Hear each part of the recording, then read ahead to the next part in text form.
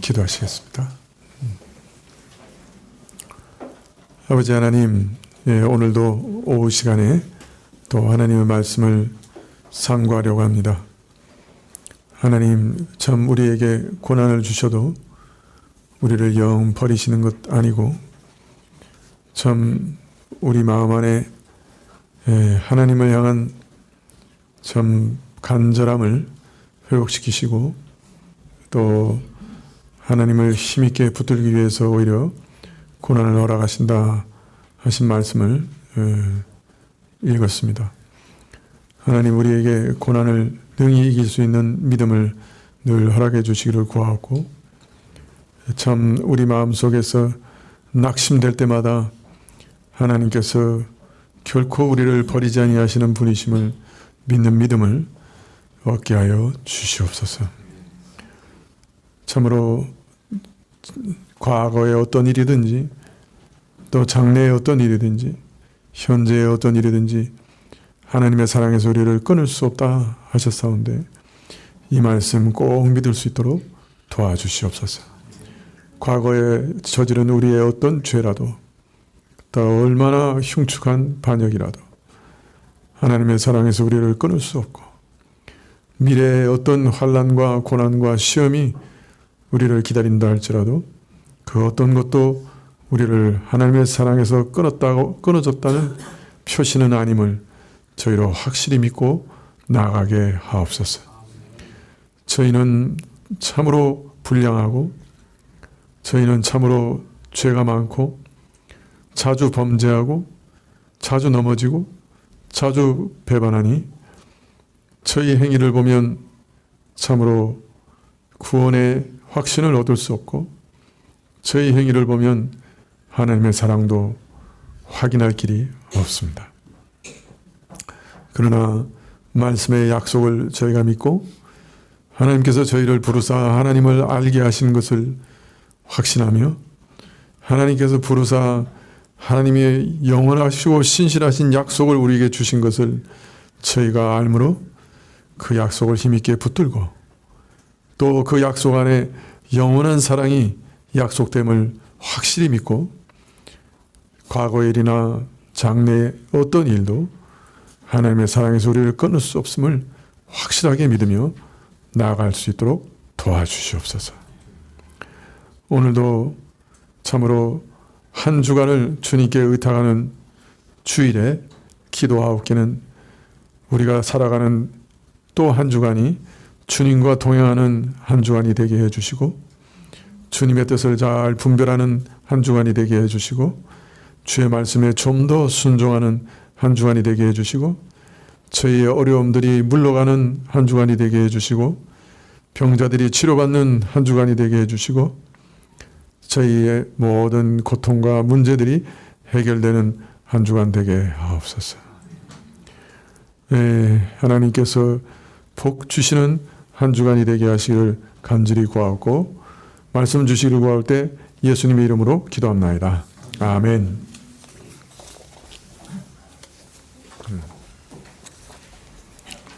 말씀은 욥기 42장 10절부터 17절입니다.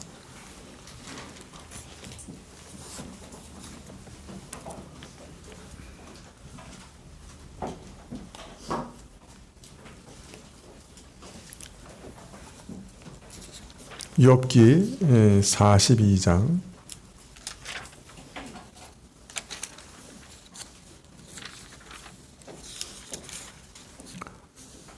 예. 10절부터 마지막 절까지 한 절씩 교도하시죠. 욥이 그 벗들을 위하여 빌매 여호와께서 욥의 공경을 돌이키시고 욥에게 그전 소유보다 갑절이나 주신지라.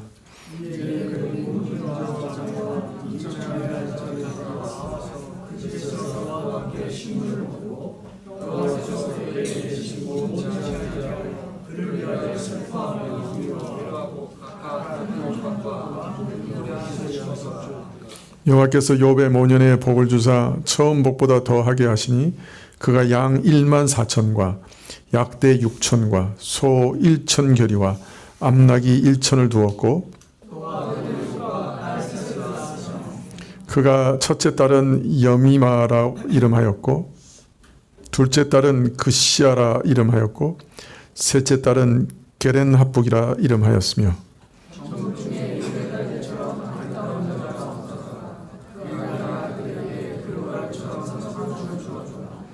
그 후에 욥이 140년을 살며 아들과 손자 4대를 보았고 나이 들고 기한이 차서 죽었더라. 예. 소망구역 특성이 있겠습니다.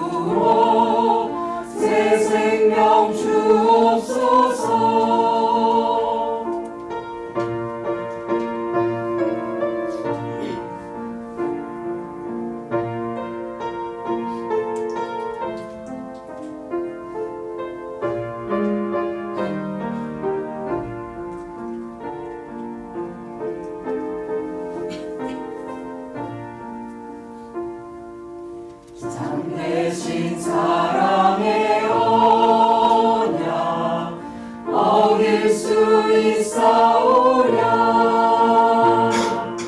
오늘의 흡족한 은혜 주실 줄 믿습니다. 가물어 메마른 땅에 단비를 내리시듯 성령의 단비를 부어 새 생명 주옵소서.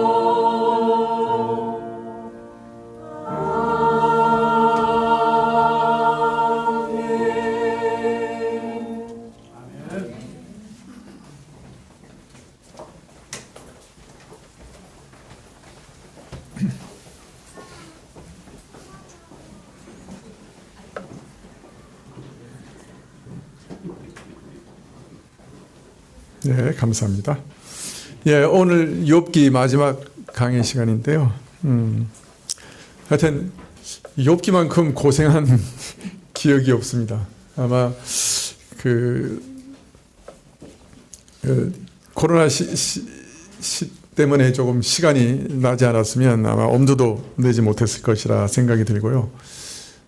사실 문맥을 따라 읽는 게 너무 힘들어서 뭐 어떤 구절은 그 어떤 부분에 가서는 뭐 한 4주 이렇게 계속 읽고 또 읽고 그랬던 기억이 있습니다.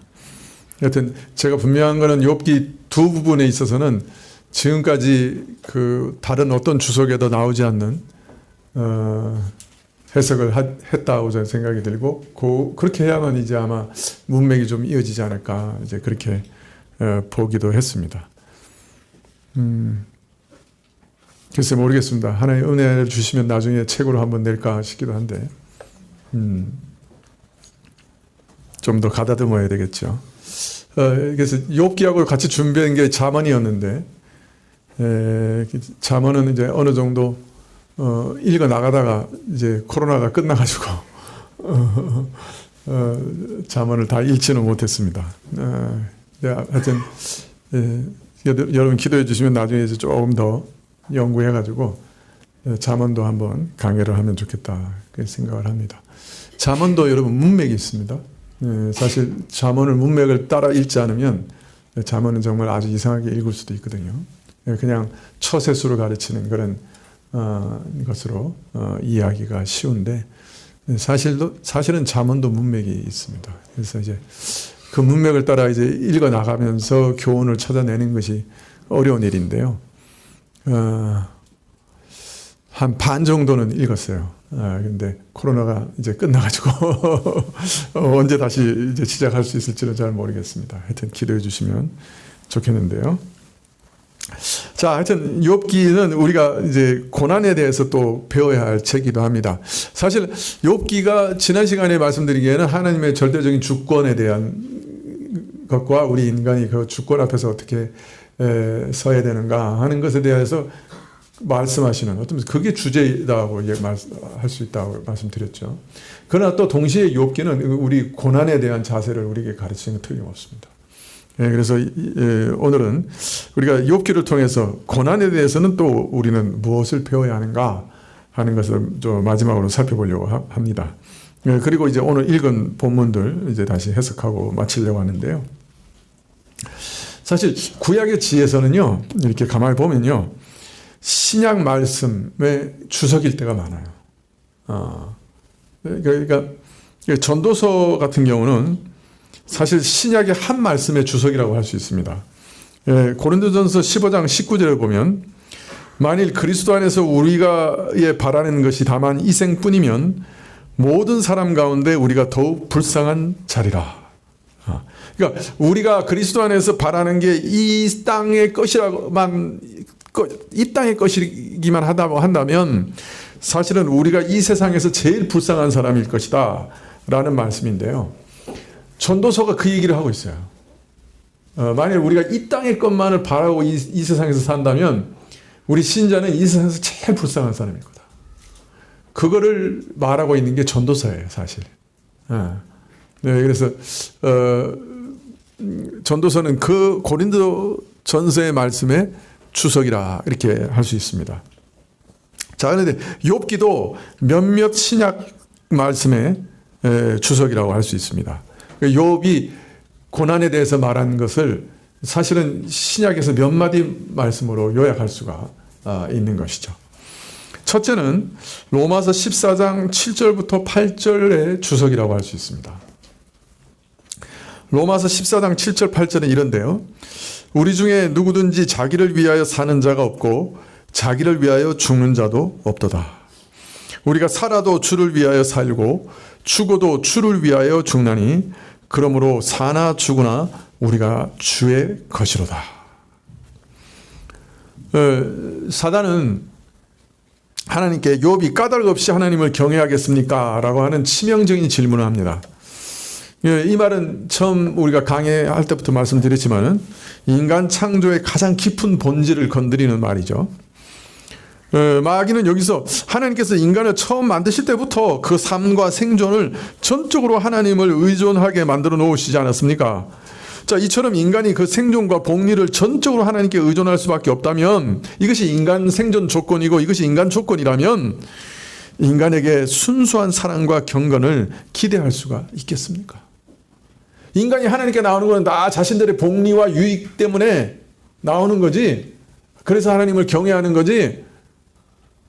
그거 외에 순수하게 하나님을 정말 사랑하고 경외할 수가 있겠습니까? 이게 인간의 조건인데요. 이게 인간의 본질인데요. 사단이 질문한 건 바로 그것이었습니다. 욥기 첫 시간에 신자가 당하는 모든 시험과 고난은 근본적으로 이 질문을 내포하고 있다고 말씀드렸습니다. 하나님께서는 시험 가운데 한 가지는 분명히 묻고 계신 거예요. 내가 이것저것 없어도 나를 사랑하겠느냐? 이런 고난 가운데서도 여전히 나를 경배하겠느냐? 내가 물질이 없어도 가진 것을 다 잃어버려도 세상의 명예와 권세가 없어도 낮아져도 건강을 잃어도 병들어도 사랑하는 사람을 잃어버려도 상실감을 느끼고 외로워도 걱정되고 슬프고 고통스러워도 여전히 나를 사랑하고 경배하겠느냐? 나를 저버리지 않고 믿고 신뢰하며 따르겠느냐? 모든 시험 안에는 이 질문이 내포되어 있습니다. 욥은 이 질문에 대해서 올바로 대답했죠. 모든 것을 잃어버렸습니다.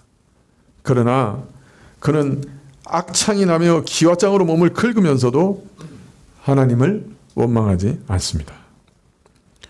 자신의 경건이 자신에게 돌아올 어떤 이익 때문이 아니라는 것을, 그의 믿음의 근거는 이익이 아니라 오직 하나님 한 분께 있다는 것을 증명합니다. 욥은 자신의 자신의 무엇보다 가장 중요한 분으로 하나님을 여겼습니다. 자녀의 죽음도 개의치 않았다는 말이 아닙니다. 옷을 찢고 슬퍼했죠. 무정한 아비가 아니었습니다. 그러나 욥에게는 더 절대적인 분이 계셨습니다. 더 중대한 분이 계셨습니다. 욥에게는 하나님이 전부였습니다.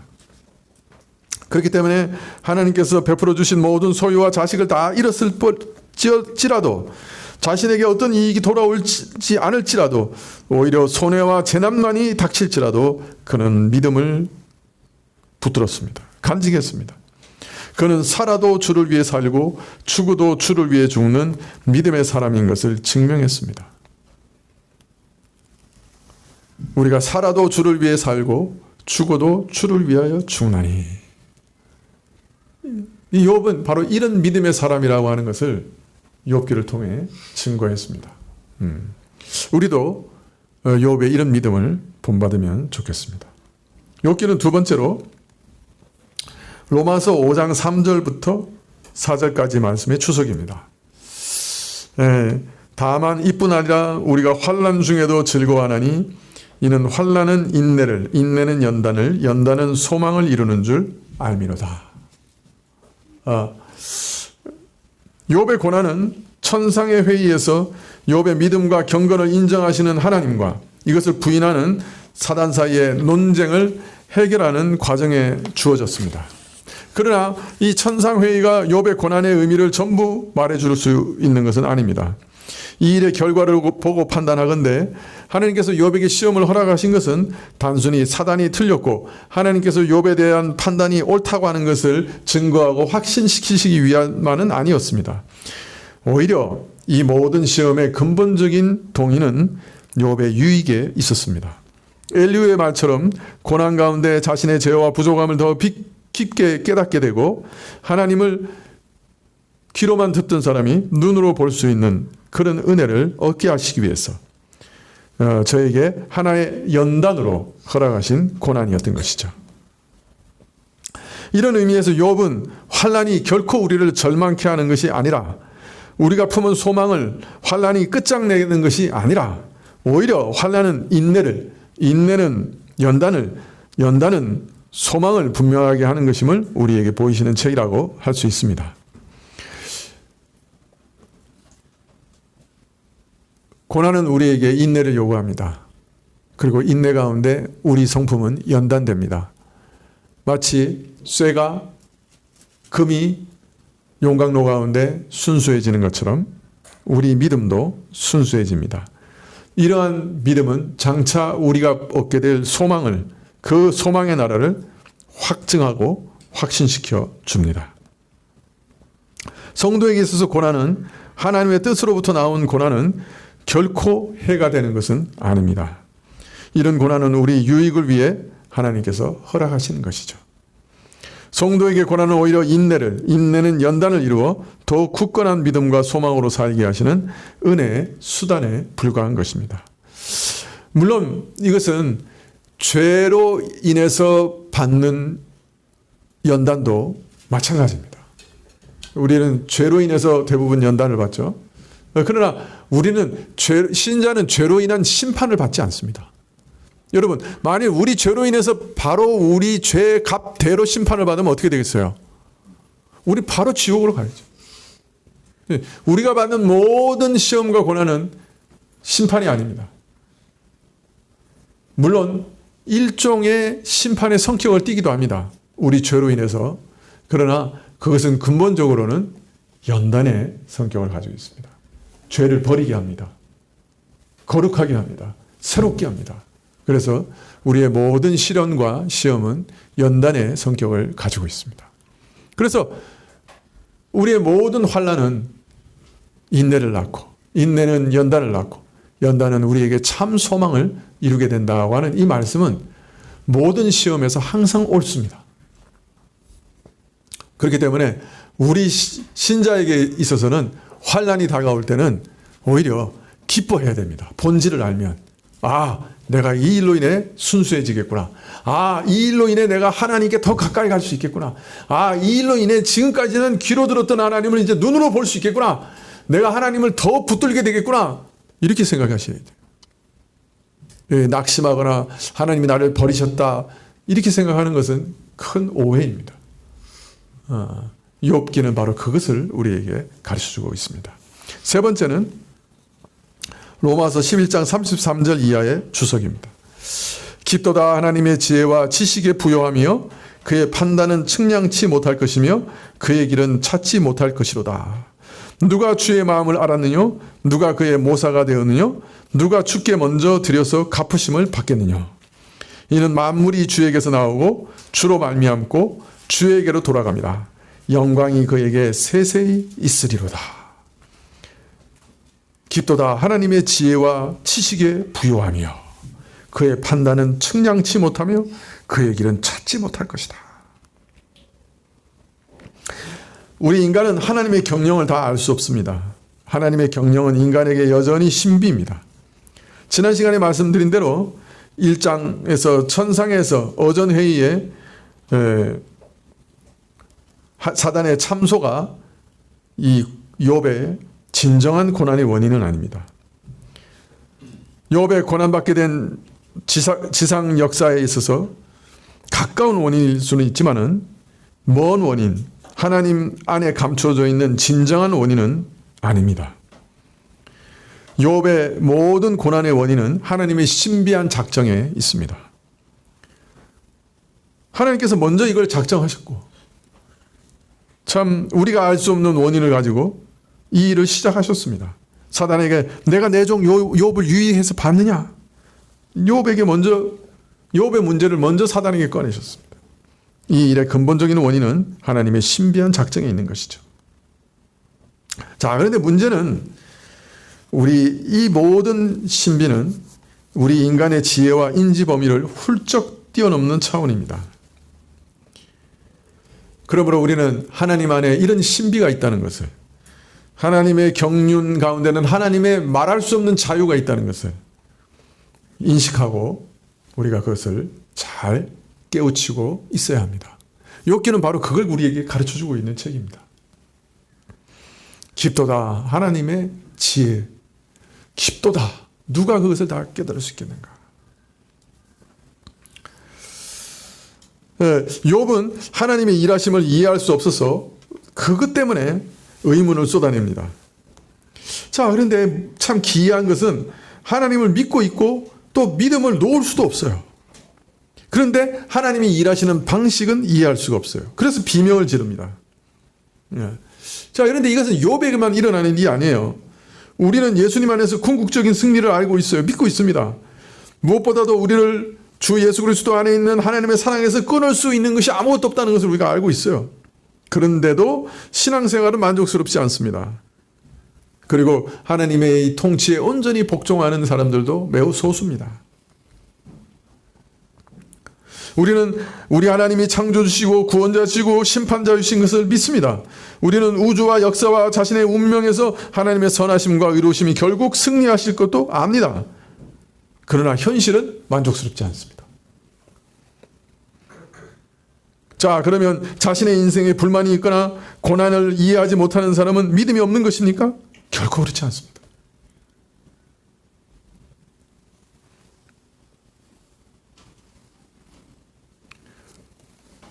하나님께 불평불만을 하는 사람들은 믿음이 없는 사람들입니까? 하나님의 행위에 의문을 품는 사람들은 믿음이 없는 사람들입니까? 그럼 욥은 믿음이 없는 사람입니까? 아니시요. 욥이 그랬듯이 우리도 어떤 경우에도 하나님을 놓지는 못합니다. 하나님을 붙잡습니다. 욥이 고난 중에 하나님을 떠나지 못했던 것처럼 우리도 마찬가지입니다. 이게 신비예요. 하나님 우리를 붙잡고 계시기 때문에 고난 가운데에서 욥도 떠나지 못했고 우리도 떠나지 못합니다.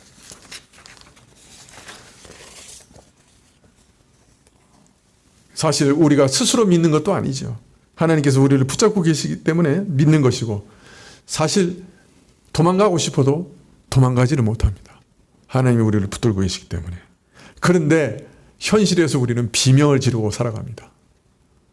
하나님 어떻게 이럴 수 있습니까? 어떻게 이게 이렇게 됩니까? 왜 이렇습니까? 비명을 지르면서 살아갑니다. 이게 우리의 현실이기도 해요. 믿음을 저버린 것도 아니고 도망가는 것도 아니고 믿지 않는 것도 아닌데 현실은 어렵고 답답하고 그래서 소리를 지릅니다. 자, 하나님께서 이런 욥에 대해서 어떻게 얘기하셨죠? 기억나십니까? 이 세상이 그렇게 불만스러우냐? 그러면 네 마음에 들지 않는 자들을 다 짓밟고 굴복시켜봐라. 네가 한번 심판해봐라. 그러면 내가 너의 승리를 찬양하고 내가 하나님인 걸 인정하겠다. 야, 들나귀가 왜 이렇게 생활하는지, 산염소가 왜 이렇게 생각하는지 너는 아느냐? 산염소는요, 산에 살아가는 산염소, 발음이 좀 이상해. 산염소. 산에 살아가는 산염소는 뿔이 이렇게 커요. 그래가지고 막 절벽에서 살아갑니다. 막 절벽도 막 뛰어다닙니다. 근데 여러분, 그 엄청난 뿔을 가지고 어디에 사용하죠?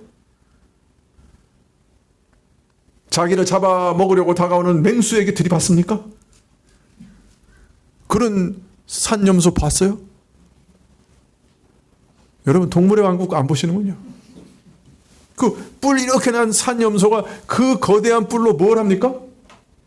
쥐들끼리 치고받아요. 쥐들끼리 머리가 깨지라고 치고받아요.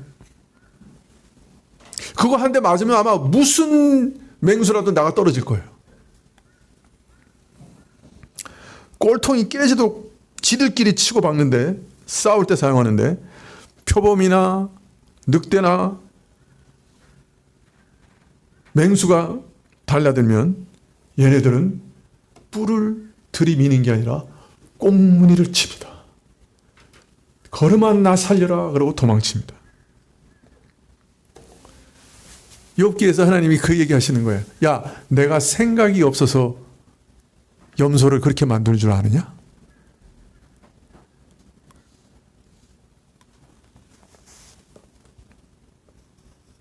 내가 능력이 없어서 염소를 그렇게 만드는 줄 알아? 산염소, 들나귀, 타조, 말, 독수리, 매 이것들은 길들여져 너희가 부릴 수 있어야 쓸모 있는 것이냐? 너희가 가축으로 쓰거나 식량으로 쓰도록 하기 위해서 내가 저들을 한 것이냐? 저들에게는 저들에게 준 나름의 생명의 충만함과 자유의 기쁨이 있지 않느냐? 저들 자체의 생명의 가치가 있지 않느냐? 자, 너는 내가 이해하지 못하는 것들, 밤과 악과 실패와 한계와 고통 같은 것이 내 허락 없이 주어지는 것으로 생각하느냐? 내가 그것까지도 허락하는 것은 그것들을 통해 내가 지금도 일하기 때문이 아니냐? 그러므로 나를 인정한다면 내가 이해할 수 없다 할지라도 내가 일하는 이 모든 방식도 인정해야 한다. 이게 욥기의 말이에요. 그죠? 그렇습니다. 고난을 포함한 세계와 인생에 대한 하나님의 절대적인 주권, 그 다스림, 이것은 인간의 계산과 기대를 허용하지 않는 큰 신비의 세계입니다. 우리 하나님은 모든 창조물에 대한 주권자시요 선하신 목적을 따라 무한한 지혜 가운데 일하시는 분이십니다. 이것을 인정한다면 우리가 오늘 하나님의 섭리를 온전히 이해할 수 없을지라도 우리의 상상을 뛰어넘는 방식으로 일하신다 할지라도 하나님의 섭리를 인정해야 하는 것입니다. 더하여 우리 생의 문제라는 것은 인간 자신의 지혜로 해낼 수 있는 것들이 아니라는 사실도 우리는 욥기를 통해 배워야 합니다. 하나님의 크신 지혜에 비해서 우리 인간 자신은 너무나 작습니다. 그래서 무슨 판단을 하든지 그 판단을 말로 꺼내는 것조차 주제넘은 일임을 우리는 욥기에서 배웁니다. 욥이 나중에 그러죠. 내가 그죠? 주제넘는 말, 내가 알지도 못하는 말 제가 했습니다. 더하여 이 말씀을 통해 신자는 하나님을 하나님으로 인정하고 자신을 피조물의 올바른 위치에 세우는 법을 배우게 됩니다. 크도다 하나님의 지혜요. 하나님의 크심과 그 주권과 자유와 신비를 수용하고 그의 일하심에 순복하는 것을 배우게 됩니다. 욥기는 바로 이 일을 위해 쓰여진 책입니다.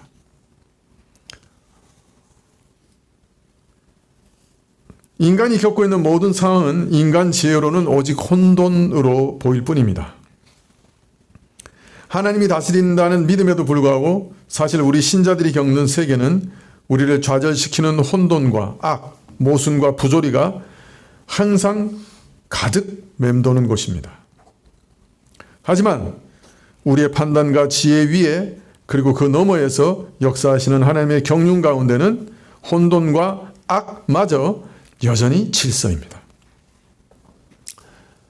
예전에 아주 유명한 감독이 영화에서 아주 멋진 말을 했어요.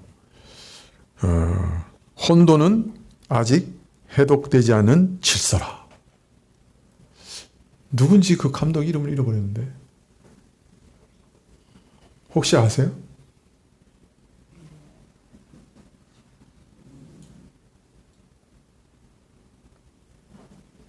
그 우리나라 그 아주 유명한 감독 하나 있죠.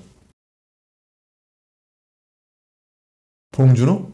그 사람 제일 그 좋아하는 감독 이름 뭐예요? 미국에?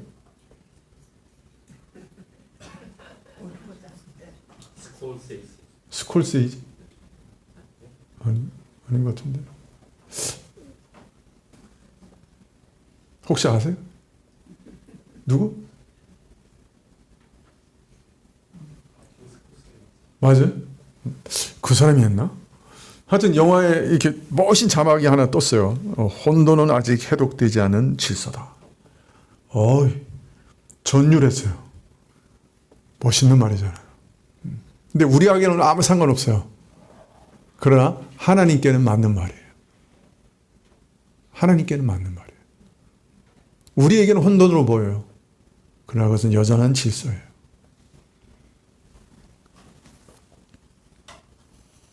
하나님의 경륜에 있어서는 진리예요.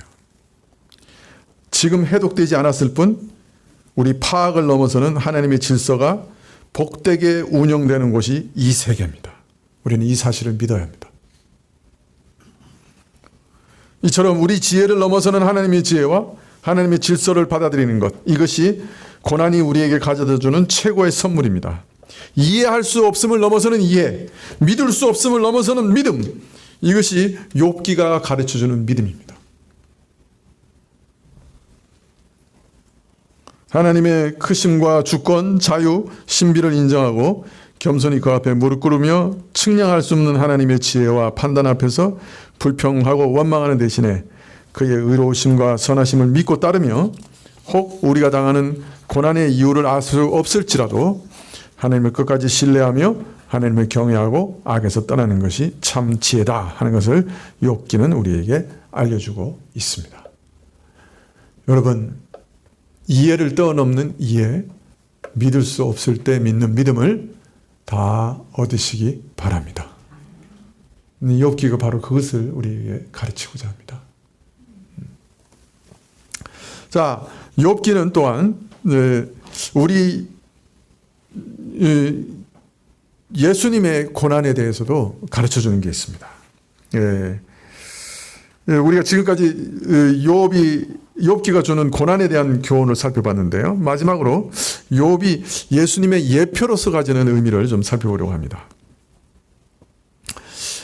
예수님은 하나님의 나라를 건설하시기 위해서 영광의 길이 아니라 고난의 길을 택하셨습니다.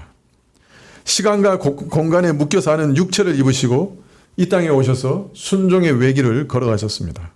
모두의 외면을 받으셨고 아무도 알아주지 않았습니다. 비난과 조소의 길이었습니다. 고난과 고통의 길이었습니다. 그런데 그는 그 길을 통해 영원한 대제사장으로서 수많은 신자들을 구원해 내셨습니다. 이것은 오늘도 수많은 신자들이 겪는 삶의 방식입니다. 신자들은 스스로의 문제를 해결할 수 있는 능력, 권력, 지력, 재력, 매력을 가짐으로써 하나님께 영광을 돌려드리고 싶은 강한 유혹을 가지고 항상 삽니다. 그래서 항상 우리가 그걸 기도합니다. 하나님 내게 능력 주세요. 권력을 주세요. 제게 지력을 주세요. 재력을 주세요. 매력을 주세요. 매일 기도합니다. 그런데 예수님께서는 정반대의 길로 하나님 나라를 건설하셨습니다. 히브리서 5장 7절 이하에 보면 그는 육체에 계실 때 자기를 죽음에서 능히 구원하실 이에 심한 통곡과 눈물로 간구와 소원을 올렸고 그의 경외하심을 인하여 들으심을 얻었느니라. 그가 아들이시라도 받으신 고난으로 순종함을 배워서 온전하게 되었은즉 자기를 순종하는 모든 자에게 영원한 구원의 근원이 되셨다. 하나님은 이런 방식으로 자기 부인의 방식, 고난의 방식, 순종의 방식으로 일하셨습니다. 일하셨어요. 그래서 하나님 나라를 건설하셨어요.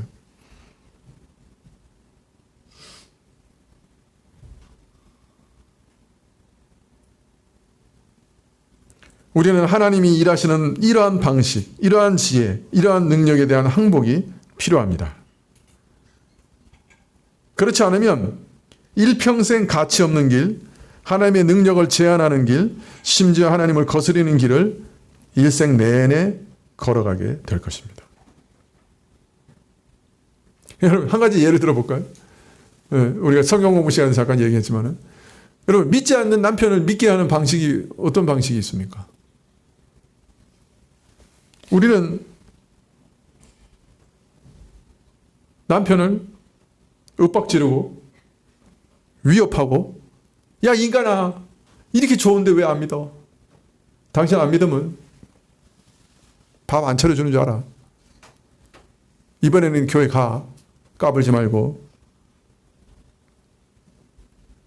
이런 방식으로 남편을 굴복시키려고 합니다. 그런데 성경은 정반대 방식. 내가 죽는 방식. 순종하고 사랑하고 섬기는 방식으로 남편을 믿어 순복해 하라고 성경은 말씀해요.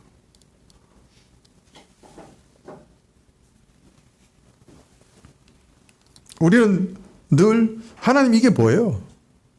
왜 이렇게 나를 낮추세요? 나를 왜 이렇게 억울하게 하세요? 이렇게 살게 하실 거면 왜 태어나게 하셨어요? 아니 저만 죽으면 그만인데 왜 저를 관역 삼으시고 이런 고난을 주시는 거예요? 아니 제가 범죄한 들 하나님께 무슨 누가 되겠어요? 욥이 얘기한 건데 사실 우리가 매일 하는 얘기죠. 그죠? 욥의 불평이고 우리의 불평입니다.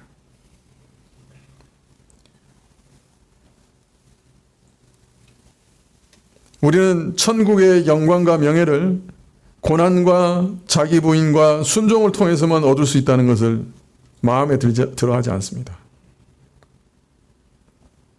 그러나 예수님은 그 길을 가셨습니다. 그가 아들이시라도 받으신 고난으로 순종함을 배워서 고난을 순종함으로 배우셨습니다. 육체에 붙잡혀 하나님이 일하시는 방식에 자신을 내어놓으시는 고난을 당하셨습니다. 겟세마네 동산에서 내 아버지여 만일 할만하시거든 이 잔을 내게 지나가게 하옵소서 땀이 피가 되도록 기도하시고 그러나 나의 원대로 마옵시고 아버지의 원대로 하옵소서라고 순종을 배우셨습니다. 그리고 우리 모든 삶이 바로 그 길이라고 어떤 순종의 길이라고 가르치셨습니다. 이런 순종을 따라 하나님 나라로 들어가는다고 가르치셨습니다. 예수님을 믿는다고 하는 것이 바로 이런 길이라고 가르쳤습니다. 오늘 욥이 가르치는 것도 바로 이 길입니다. 욥이 억울한 비명과 아우성을 지를 때도 하나님은 고난의 길로 내모셨습니다. 그리고 그곳에서 현실을, 고난을, 억울함을, 원통함을 기꺼이 감수하는 것을 배우게 하셨습니다. 주의 뜻에 순복하는 것을 배우게 하셨습니다. 그리고 그 가운데서 주의 일을 해나가셨습니다. 죄와 관계없는 고난도 있음을 알리셨습니다. 의인의 고난에 대해서 오고 오는 세대에 알리셨습니다. 그래서 욥은 그리스도의 고난과 모든 그리스도인의 고난의 예표가 되었습니다. 그리스도의 고난을 미리 보여주었습니다. 모든 신자들의 고난도 미리 보여줬습니다. 욥은 그 고난을 통해 앞으로도 죄 없이 고난받을 수많은 신자들과 죄 없이 고난받으시는 예수님에 대해서 미리 가르쳐 주었습니다.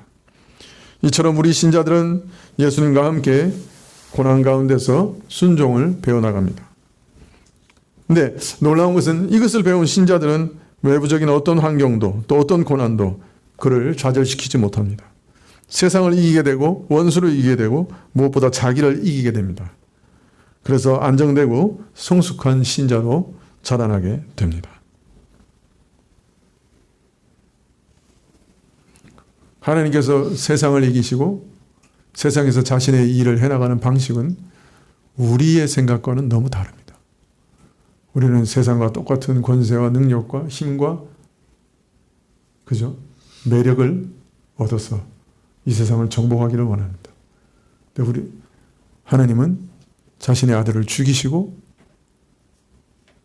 죽이시되 지옥의 심판을 받게 하시기까지 낮추셔서 자신의 나라를 건설하십니다. 우리도 마찬가지입니다.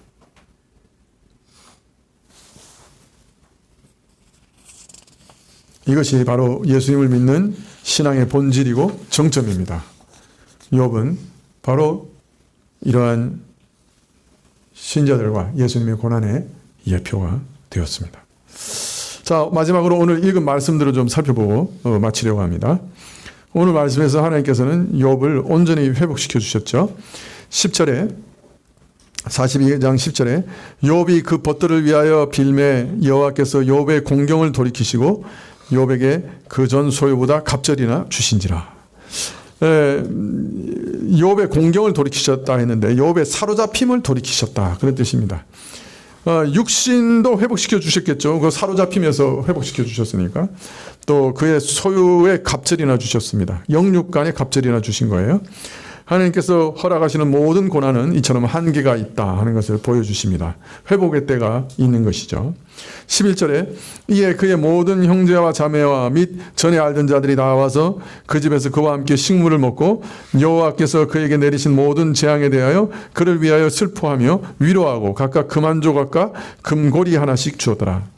이는 욥이 물질적, 육체적, 영적 측면에서뿐만 아니라 사회적 관계 측면에서도 이제 온전히 회복되었다 하는 것을 우리에게 보여주시는 말씀입니다. 12절에 여호와께서 욥의 노년에 복을 주사 처음 복보다 더하게 하시니 그가 양 1만 4천과 약대 6천과 소 1천결이와 암나귀 1천을 두었고, 이것은 욥기 1장 3절에 언급된 욥의 소유의 정확한 2배가 되는 것입니다. 하나님께서는 욥의 삶에 아주 구체적으로 자세하게 역사하셔서 정확히 갑절로 갚아주십니다. 13절에 그 아들 7과 딸 3을 낳았으며 죽은 자녀들도 천국에서 제외하는 것을 다시 만날 것을 감안하면 욥이 같은 수요의 자녀를 또다시 얻은 것은 자녀의 축복 역시 2배로 받았음을 알 수 있습니다. 14절에 그의 첫째 딸은 여미마라 이름하였고 둘째 딸은 그시아라 이름하였고 셋째 딸은 게렌합북이라 이름하였으며 전국 중에 욥의 딸들처럼 아리따운 여자가 없었더라. 그 아비가 그들에게 그 오라비처럼 산업을 주었더라. 본서 저자가 매우 특이하게 욥의 딸들의 이름을 일일이 소개하고 저들이 오라비들과 동일한 산업을 얻은 것을 기록하고 있는 것은 그녀들이 자신의 이름에 부합하는 아름다움을 다 가졌고 또 많은 사업을 얻은 이 사실이 욥의 회복을 잘 드러내는 실예라고 생각했기 때문에 이렇게 기록한 것으로 짐작이 됩니다. 16절에 그 후에 욥이 140년을 살며 아들과 손자 4대를 보았고 나이 늙고 기한이 차서 죽었더라. 자, 이 욥기 저자는 마지막 욥의 회복을 기록하면서 무엇을 우리에게 말하고자 한 것일까요?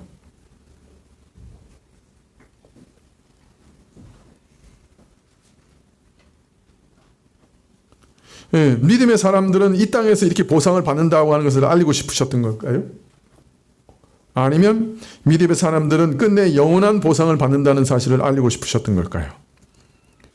아마 이후에 수많은 믿음의 사람들이 이 땅에서 어떤 보상도 받지 못했다는 사실을 생각할 때 이 욥의 결말은 믿음의 사람들의 결말은 영원히 복되다고 하시는 것을 말씀하고자 하신 것이 아닌가, 그것을 땅의 좋은 것을 회복하는 것으로 표현하고자 하신 것은 아닌가. 모든 의인들이 이 땅에서 이런 회복과 보상을 얻지 못할 것이지만은 마지막 때에는, 모든 이야기의 마지막에는 이런 보상과 회복을 얻게 될 것을 미리 보여주시는 예표로, 모형으로 지금 욥의 마지막을 장식하고 계신 것이 아닌가, 그렇게 짐작이 됩니다. 왜냐하면 우리가 이 땅에 사는 동안에 보상을 받지 못한다 할지라도 내세에서는, 천국에서는 1000배 이상 받을 것이기 때문입니다. 우리는 완전한 행복을 누릴 것이고 우리 모두 다 그렇게 될 것이기 때문입니다. 제가 위그노의 자취를 찾아보는 여행을 갔을 때 저는 위그노 박물관의 한 벽면에 새겨져 있는 수많은 사람들의 명단 앞에서 정말 한참 동안 서 있었습니다. 그 명단은 믿음을 지키기 위해 갤리선에 끌려간 위그노들의 명단이었는데요. 당시 프랑스 함대는 영국 함대에 대항하기 위해 지중해에서 갤리선을 운영했습니다. 바람에만 의지하지 않고 사람들이 노르져 항해하는 이 군함들은 매우 빨리 달릴 수 있었기 때문에 영국 해군도 지중해에서 이런 갤리선들을 두려워했다고 기록에 남아 있습니다. 루이 14세 때 이전부터 프랑스 정부는 개종을 거부하는 위그노들을 이 갤리선의 노예로 끌고 와서 노를 젓게 했는데요. 박물관에 가면 그 벽면 한편에 갤리선에 끌려간 2000명의 위그노들의 명단이 기록된 수기장부가 확대되어서 전시되어 있습니다. 자, 그런데 어느 배에 언제 승선했다는 기록은 있는데 아무도 내린 기록은 없습니다. 이렇게 좀 다른 사람보다 기록이 긴 사람들이 있어서 프랑스어를 하는 그 가이드에게 물어봤어요. 이게 무슨 내용이냐고. 그랬더니 언제 다른 배로 옮겨졌는지에 대한 기록일 뿐 하승 기록은 아니라 언제 어디서 내렸다는 기록은 찾아볼 수 없다. 즉 다른 말로 말하면 죽을 때까지 갤리선에 묶여 노를 졌다가 거기서 죽었어요. 어떤 사람은 20대, 어떤 사람은 40대, 어떤 사람은 50대 끌려갔어요. 그리고 죽을 때까지 노예로 갤리선에 묶여 평생 노를 졌다가 죽었습니다. 자신이 그냥 가진 믿음을 부인하고 카톨릭으로 돌아가겠다고 하면 되는데 평생 노를 졌다가 죽었어요. 그런 사람들이 한두 사람이 아니라 벽면에 빼곡하게 2000명의 명단이 기록되어 있었습니다.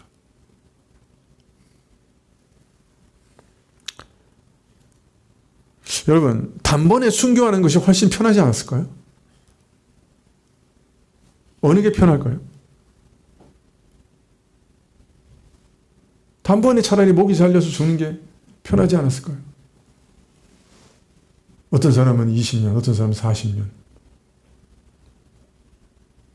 죽을 때까지 배에 갇혀서 노를 젓는 그 삶이 어떤 삶이었을까요?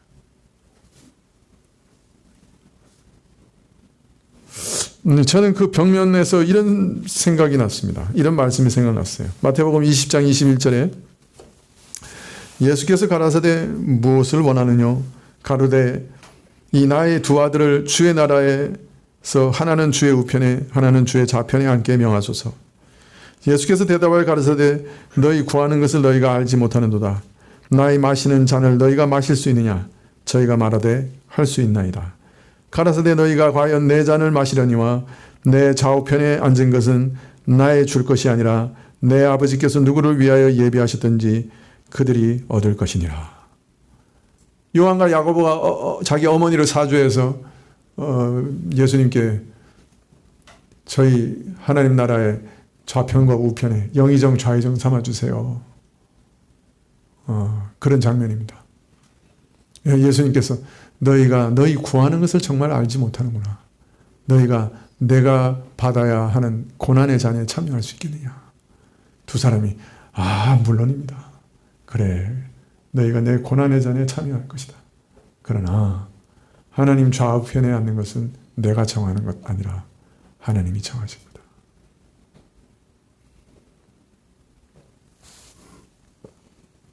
천국에서 영광을 얻는 자들 중에 참 의외의 인물들이 많으리라 생각이 들었습니다. 예수님의 좌우편에 앉는 자들은 우리가 모르는 사람들일 수도 있겠다.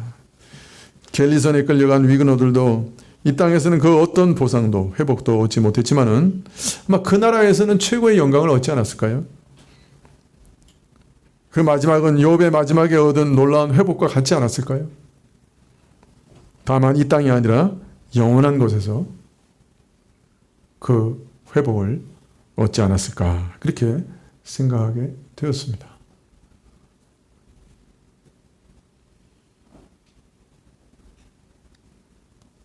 우리가 믿는 믿음은 수십 년간 갤리선에서 노를 저으면서 고난과 환난을 겪으면서도 그 믿음을 유지시켜 줄 수 있는 능력의 믿음입니다. 우리가 믿는 이 개혁주의, 하나님의 절대 주권과 지혜와 권능과 그의 부르심을 믿는 이 믿음은 그런 능력을 가지고 있습니다. 욥이 견딜 수 있게 했던 그 믿음이 우리가 가진 믿음입니다.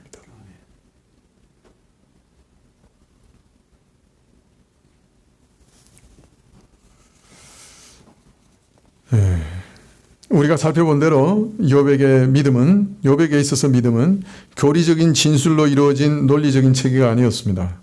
욥의 믿음은 살아계신 하나님과의 역동적인 관계였죠. 욥의 믿음은 하나님이 그를 떠나시고 버리신 것처럼 보일 때도 유지되는 믿음이었습니다. 욥의 신앙은 불확실하고 혼란스럽고 고통스러운 상황 가운데서도 그가 계속 살아갈 수 있도록 그 처참하고 그 고통스러운 삶 가운데서도 그 삶을 지탱케 해주는 하나님의 선물이었습니다. 믿음이 해답을 제공해 주지는 않았지만은 그러나 그 어떤 외부적인 환난과 고통과 시험 가운데서도 하나님은 여전히 그와 함께 계시고 그의 편이라고 하는 신뢰를 생생하게 유지시켜주는 어둠 속의 손길이었습니다. 그것이 믿음이었습니다. 영국 왕 조지 6세는 1939년 프랑스와 영국이 독일에 선전포고를 하여 2차 세계대전이 시작되었고 폴란드가 독일에 항복한 그해 12월 25일 전 국민을 위한 성탄절 방송을 했습니다. 여러분 혹시 이거에 대해서 제 기억으로서는 영화가 하나 나왔던 것 같은데, 예? 그죠? 말더듬이 그 국왕이 전 국민들 앞에서 가장 중요한 때 그 라디오 방송 그죠? 하기 위해서 그 얼마나 그 어려운 과정을 겪어 나갔나 하는 거에 대한 영화가 있었죠. 예, 바로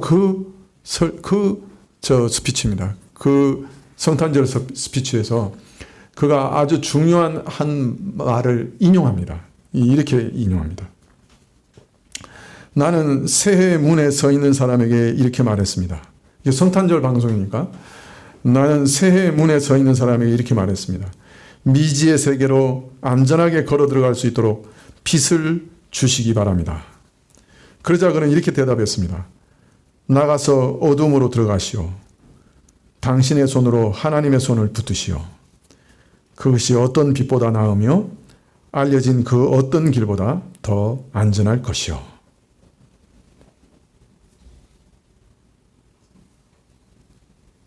빛을 비추어 주십시오. 너무 어두워서 어떻게 갈 길을 알지 못합니다.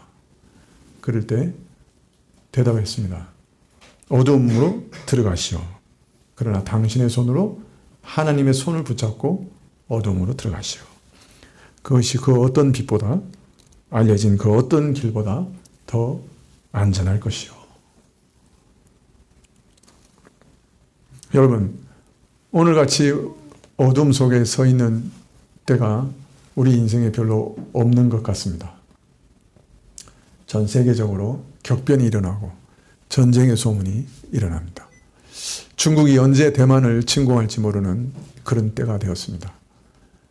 중국이 대만을 침공한다는 것은 북한도 한국을 공격할 수 있다는 얘기가 됩니다. 절호의 기회가 되겠죠. 바라고 원하는 것은 중국이 두 개의 전장을 동시에 열지 않기 위해서 북한을 사주하되 아주 가볍게 연평도 도발보다는 조금 심하게 도발하는, 그래도 다연장 로켓이 서울까지는 날아올 가능성이 있죠. 이것은 그냥 상상이 아닙니다. 실제로 일어날 수 있는 일입니다. 지금은 상상보다 더 큰 일들이 지금 일어나고 있습니다. 사실은 우리가 큰 어둠 속에 앞에 서 있습니다. 혼란 속에 서 있습니다. 근데 사실은 우리 인생이 늘 그래요. 아무것도 알지 못하는 어둠과 혼란 속에 서 있습니다. 그러나 하나님은 늘 우리와 함께 계십니다. 여러분, 하나님의 손을 붙잡으십시오. 하나님의 손을 붙잡고 어둠으로 들어가는 것이 가장 안전합니다. 그를 경외하고 악을 떠나는 삶을 사십시오. 그게 가장 지혜롭습니다. 그것이 가장 안전한 길이니 하나님께 엎드리며 그를 의지하며 그의 손을 붙잡고 어둠 속으로 걸어가십시다. 앞으로 우리가 무엇이 기다리는지 알지 못하지만 하나님께서만 우리와 함께 하신다면, 하나님이 우리 손을 붙잡아 주신다면 우리는 아무것도 두려워할 것이 없습니다. 기도하시겠습니다.